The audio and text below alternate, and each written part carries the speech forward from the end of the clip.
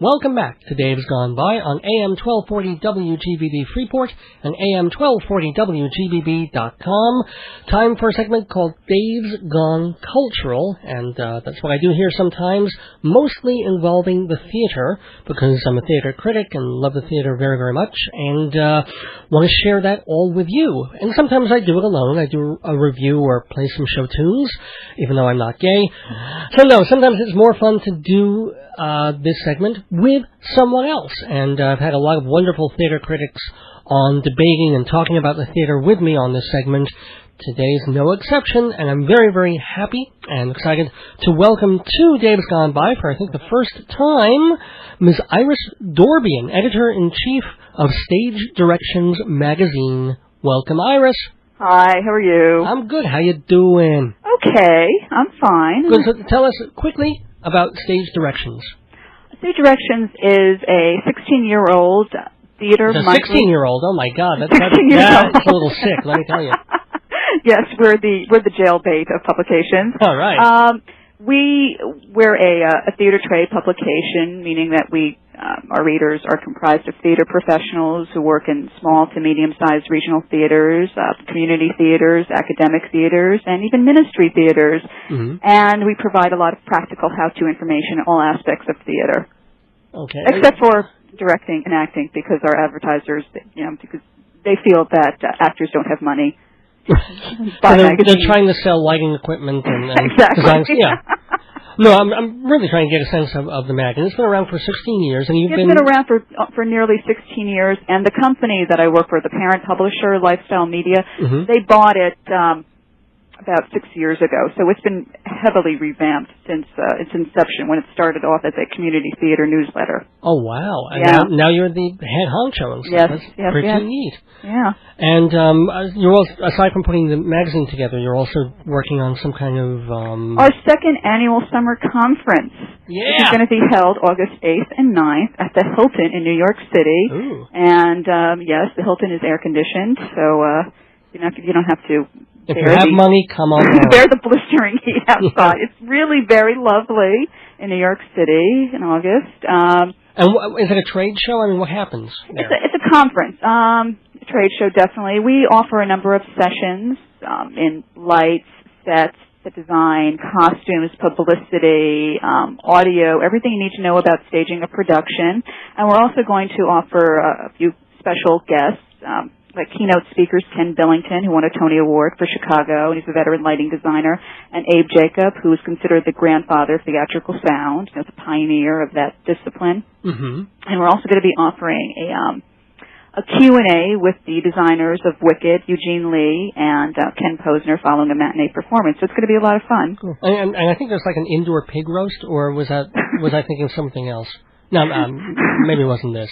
No. Anyway, speaking of roasting and also basting and also, I don't even know what that metaphor refers to, but let's talk theater. Let's talk, because it's just about the end of the season. Oh, yes. You know, the Tonys are coming up on June 6th this year, mm-hmm. and so, like, the last week that shows can open on Broadway to even be considered is the first week in May. There's like a month-long gap mm-hmm. where the voters start thinking about it and seeing things they haven't seen.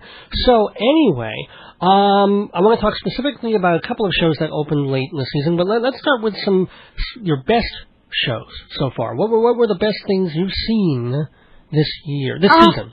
My favorite was a show that opened on Broadway. It was actually a transfer last July, Avenue Q.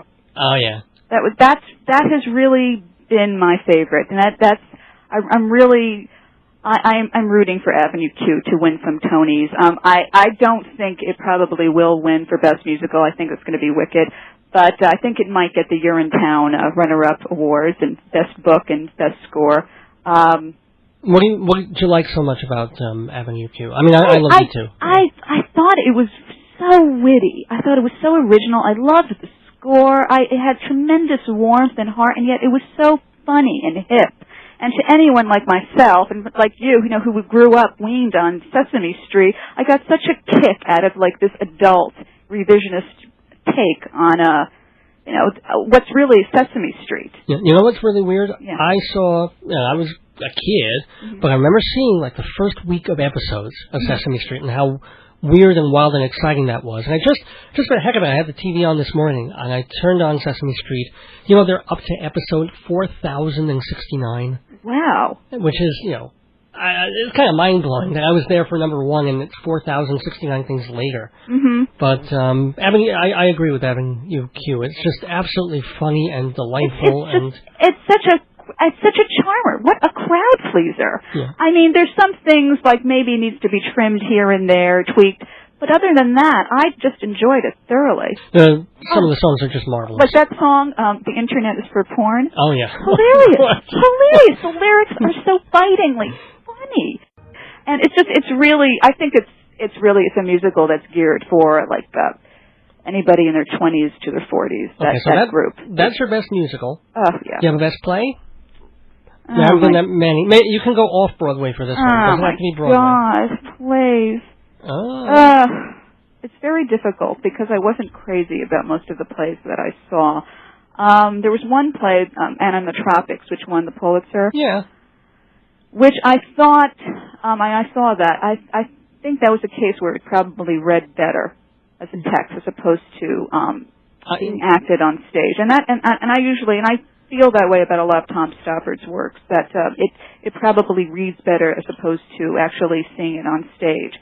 Oh, I don't know. I wouldn't necessarily say that about Stoppard. He's probably pretty dry on paper. But with Tropics, I agree with you in a very same conclusion, but through a different means. I think it was just badly directed. I think Emily Mann just had it lay there on stage with no sensuality, no real movement. But there was no sensuality. I mean, when Ben Brantley was going on and on about the sexual chemistry between Jimmy Smith and Daphne Rubin-Vega, I wanted to get out a microscope because I couldn't find it. I mean, first of all, she looks like a chihuahua, and he's standing there looking like the ice cream man. Nothing. No, he looked like Alexa Hente from the old Colombian coffee commercials. Didn't he remind you of that? Like he's about to inspect your coffee? Yeah, basically that cream-colored suit. He was constipated.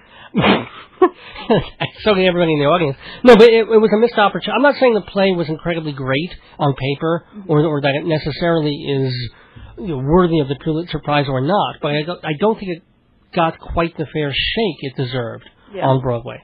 Anyway, let's get. Although I have to say, may he rest in peace. Victor Argo I liked his performance very much. Oh, and what about her? I was very sad to hear of his passing. Yeah. And Priscilla Lopez. I mean, she kind of carried the second act. Yeah. And the gal who was in the ingenue role, what would be considered the ingenue role in that show, she was quite good too. Yeah. Okay. Maybe. Anyway. At least she had a pulse, which is more than I could say about Daphne Rubin-Vega. Thank you. Yes, agreed. Okay, speaking of dead, right. Here's a show that's still alive for a moment, but it's going fast. Oh, the pulse is receding. One that just opened. We're not talking about best and worst anymore. We're just going to talk a little about some shows opening late in the season. Mm-hmm. And two of us both just saw separately 16 Wounded. Right. Played by Elian Kryam, I hope I'm pronouncing that correctly, a newcomer to Broadway, which is actually a pretty exciting thing and a fairly rare thing. Very rare. For plays, yeah. So, you want to tell us a little bit about the show and what you thought of it? Well, I guess not. you Let's close by the time people are hearing it. Want me to tell you about the show or just my feelings about the show? Well, just tell people what it's about. Tell, what happens. Okay, it's the show. It's about... it's about 2 hours and 15 minutes. It's about the unexpected and unlikely friendship that is formed between a Holocaust survivor who owns and operates this bakery in Amsterdam and this Palestinian who's in hiding from a dastardly deed that he committed in Israel, where he blew up a bus. Right. Well, boy, you just gave away the whole first half. Might as well. The thing is, it's going to be closing on Sunday. I don't think it deserved the critical drubbing that it got. The reviews were negative but respectful. It's not like they whacked at it with the yeah, but I still remember Ben Brantley's review where he just trounced it totally. I mean, yes, I do agree that some of it was quite superficial. They were glossing over a very serious issue in kind of a sitcom type of way, and it was rather simplistic. It was peopled with cardboard stereotypes, but there are some good things about it. Like? I liked the actor who played the Palestinian, Omar Mitwali. Mm-hmm. I really liked his performance a lot. Yeah. I mean, you know, I don't know if there is or can be such a thing as a charming terrorist, but he was. And, you know, and a terrorist where you actually, you know, can, even though I'm loath to understand the point of view of a terrorist, but you can kind of understand what leads him to the circumstances that lead him to the climax of the play. Right. You can understand that. And I really credit his performance with that, because I don't think the writing is that great. I think the writing was very underdeveloped. Like the writing for the Judd Hirsch character. Mm-hmm. He plays the baker. Baker who is Jewish, although we're not really told that until a long time into the play. We just sort of assume I thought that the writing for his character was not as clearly defined as the writing for the Palestinian. But then again, Judd Hirsch's lackluster performance didn't help matters. What did you think of the accents? You know, I liked the Omar's accent as a Palestinian. Liked his accent very much. I did not. I was trying to understand Martha Plimpton's accent. Yeah. What was that? Dutch, but then she sounded English, sort of. I think maybe she was English, and then moved to Dutch, Danish. And I thought that her performance, you know, with these sitcom charts that's been leveled against the show, I thought her performance was the epitome of that. I didn't think she really skimmed the surface of that role, but then again, I don't think the writer did either.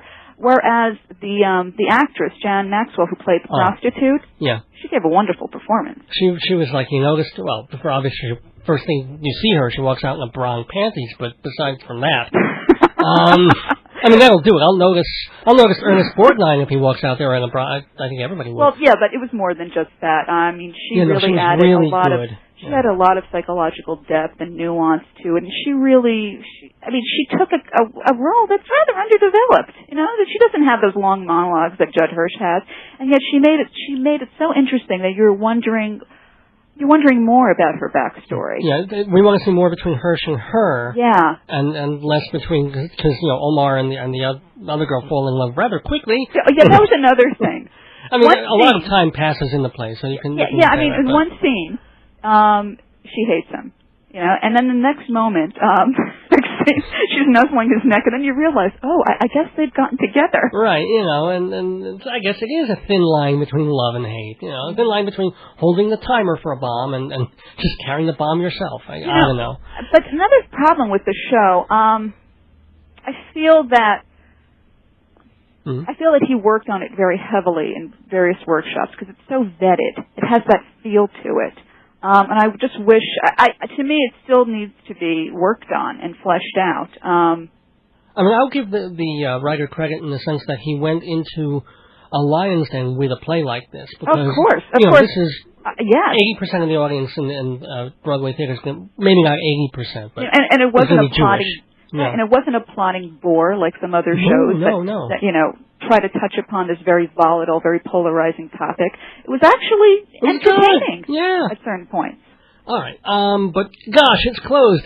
Anybody wants to make up their own mind will either have to buy it or wait till the But you know, I think that Judd Hirsch was the weak link in the show, in addition to the writing, because it just seemed like when I was watching him yesterday that his performance was very mechanical, non-organic. He was just going through the motions. Like that last scene between him and Omar Metwali where he just lashes out at him. It was like his anger came out of nowhere.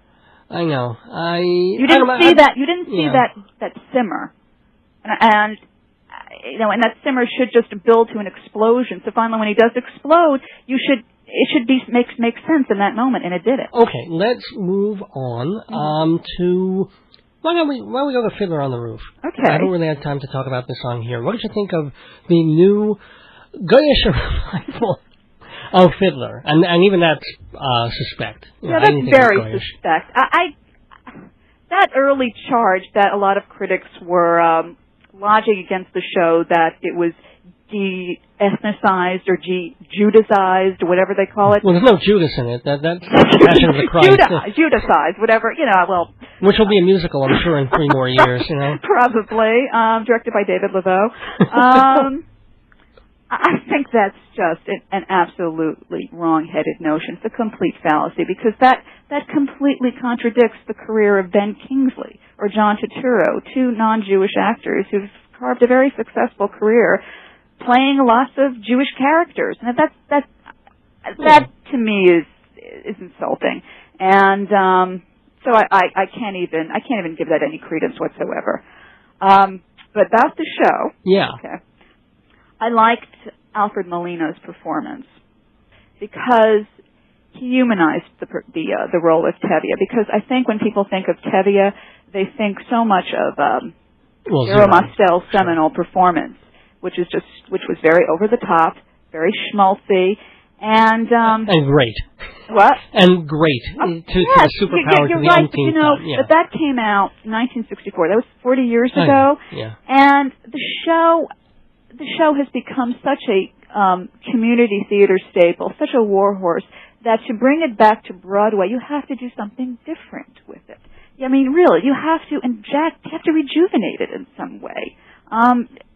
Otherwise, why am I paying Broadway prices for this? I may as well go see it at a community theater somewhere. Mm. So, and plus the world has changed in 40 years.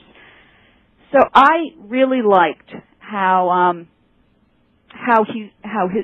Alfred Molina's performance was scaled down. Okay. And it was invested with an authenticity, a humanity. And what did you think of Randy Graff as what?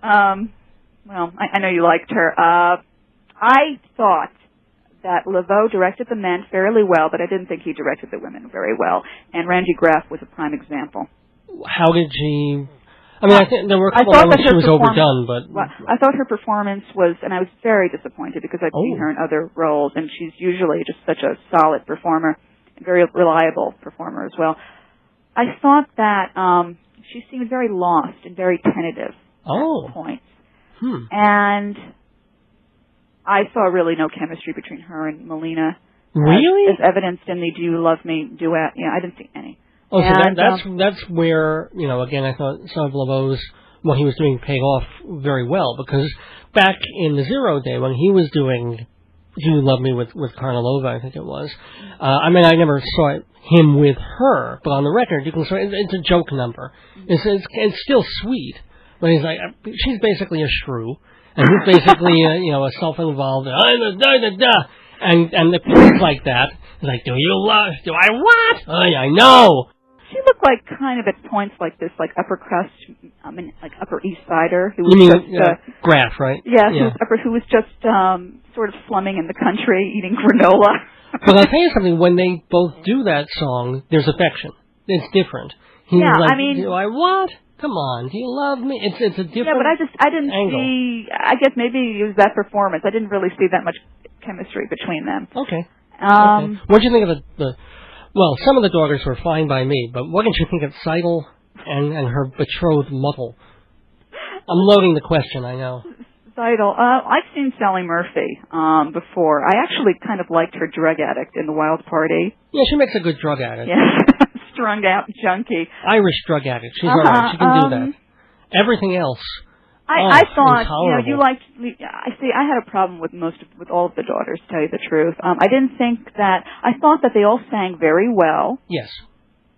But I also thought that their commitment to the roles seemed, again, as in Graff's case, a little tentative, and also they didn't have the earthiness. They didn't have any earthiness that I associate with Tevye's daughters, and maybe that's what critics single out and say it's de-ethnicized. But you don't need Jewish actresses for that. They didn't have any earthiness. And I also saw it with a colleague of mine from work, and she also mentioned the same thing. They were very antiseptic, very devoid of passion. Well, no, I felt passion, but you know what? I can see what you're saying. Very see bland these girls and in very the generic. Secret Garden, And they were they were generic ingenues. Huddle's beautiful solo, "Far from the Home I Love," gorgeous, gorgeous song. Yeah, she sang it very well, but her choices were very strange. She just seemed like almost like very cavalier about this. Like this, she's taking this major step in her life. She's moving away from her family and her father, whom she loves very much.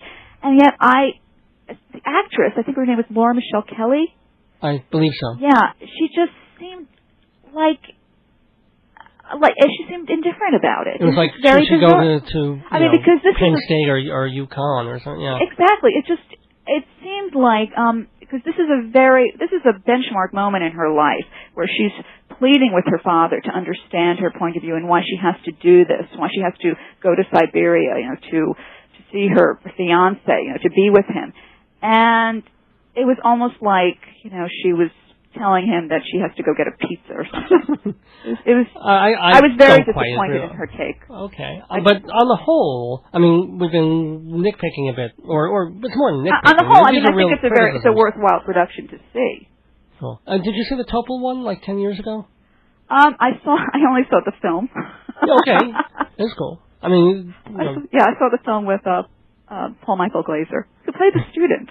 That's right, and who else was in the movie? It was Leonard Frey, maybe, and Austin Pendleton, and, I don't even remember. Anyway, before we close the segment, we opened, actually I probably should have done this in reverse, but we opened with your choice for the best of the season being going back from June of last year to now. What about the worst? Okay, Broadway, off-Broadway? You take your pick. Well, I didn't like this production of a new play called Beautiful Child that I saw earlier this year at the Vineyard Theater. I don't even remember who wrote it. I know it's a well-known Nikki playwright. Silver. Who? Nikki Silver. Oh, God. I guess I'm trying to just dispel the memories, from my head, just banish them. You want to tell us about, it's a good, let me see, it's a good idea for a play, good plot. There were some good performances. George Grizzard and Penny Fuller were very good as the parents. Mm-hmm.